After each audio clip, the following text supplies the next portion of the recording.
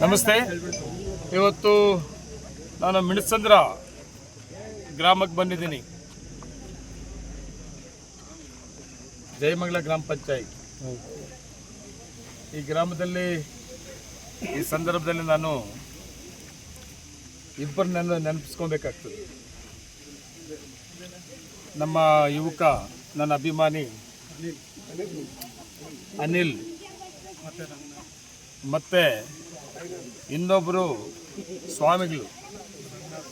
ಐನೂರಾದರೂ ವಿಶ್ವದ ಗೌರವ ಜೊತೆಗೆ ಒಳ್ಳೆಯವನ್ನ ಹೇಳ್ಕೊಡ್ತಾ ಇದ್ದವರು. ಈ ಇಬ್ಬರನ್ನು ಕೂಡ ಇವತ್ತು ಈ ಗ್ರಾಮದಲ್ಲಿ ನೋಡ್ತಾ ಇಲ್ಲ. ನಾನು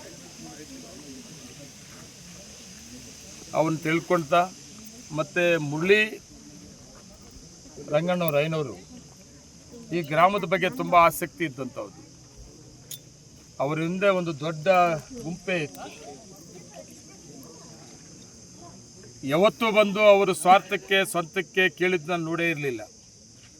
ಯಾವಾಗಲಾದರೂ ಬರಲಿ ನನ್ನ ಹತ್ರ ಅವ್ರ ಊರು ಮತ್ತು ಪಂಚಾಯತಿ ವಿಷಯದಲ್ಲಿ ಮಾತಾಡ್ತಾರವರು. ಪಂಚಾಯತಿಯಲ್ಲಿ ಯಾವ ಗ್ರಾಮಗಳಲ್ಲಿ ಏನು ಕೆಲಸ ಆಗಬೇಕು, ನಮ್ಮೂರಲ್ಲಿ ಏನು ಕೆಲಸ ಆಗಬೇಕು ಅನ್ನೋದನ್ನು ಮಾತಾಡ್ತಾ ಇದ್ದಂಥದ್ದನ್ನು ನಾನು ಇವತ್ತು ನೆನಪಿಸ್ಕೊಬೇಕಾಗ್ತದೆ.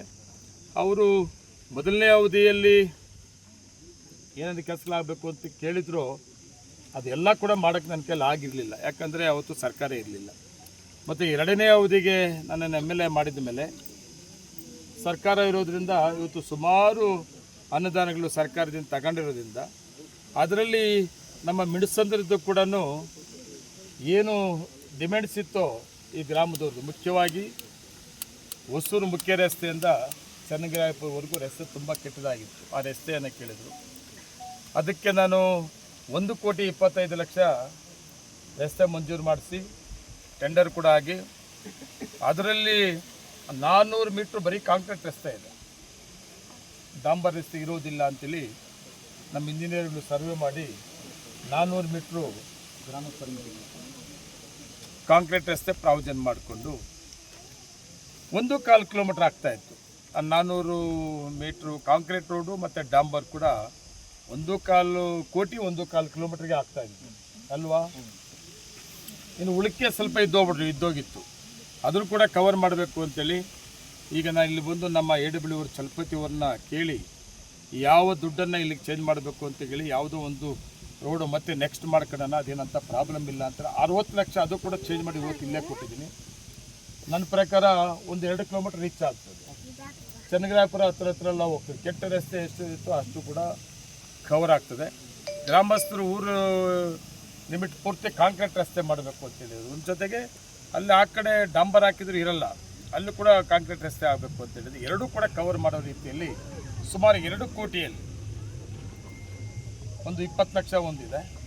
ಇದೆಲ್ಲ ಸೇರಿ 2 ಕೋಟಿಯಲ್ಲಿ ನಮ್ಮ ಮಿಣಸಂದ್ರ ಗ್ರಾಮದಲ್ಲಿ ರಸ್ತೆ ಅಭಿವೃದ್ಧಿಗಾಗಿ ಇವತ್ತು ಗುದಿಲೆ ಪೂಜೆ ಮಾಡಿದ್ದೀನಿ.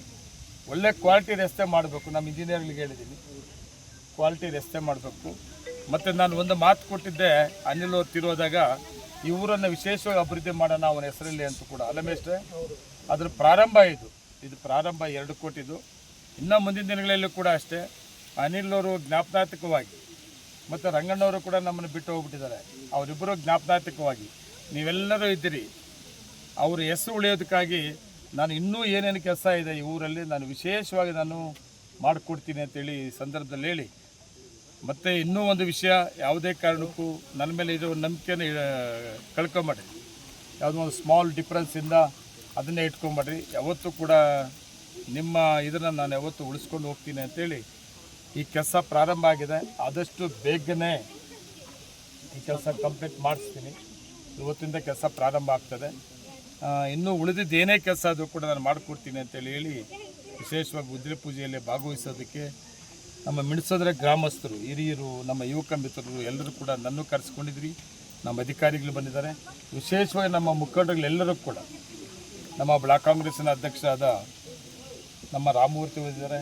ಅದೇ ರೀತಿ ಜಿಲ್ಲಾ ಮಹಿಳಾ ಕಾಂಗ್ರೆಸ್ಸಿನ ಅಧ್ಯಕ್ಷರಾದ ನಮ್ಮ ಹೇಮಮಾಲಿನಿ ಅವರು, ಮತ್ತು PLD ಬ್ಯಾಂಕ್ ಅಧ್ಯಕ್ಷರಾದ ನಮ್ಮ ಬಾಳಗಿರಿ ಸೀನು ಅವರು, ಮತ್ತು ಪಕ್ಕದ ಗ್ರಾಮ ಪಂಚಾಯತಿಯ ಸುಮಾರು ಜನ ಮುಖಂಡರುಗಳೆಲ್ಲರೂ ಕೂಡ ಇವತ್ತು ಜಯಮಂಗಲ ಗ್ರಾಮ ಪಂಚಾಯತಿ ಮುಖಂಡರು ಕೂಡ ಎಲ್ಲರೂ ಕೂಡ ಭಾಗವಹಿಸಿದೆ.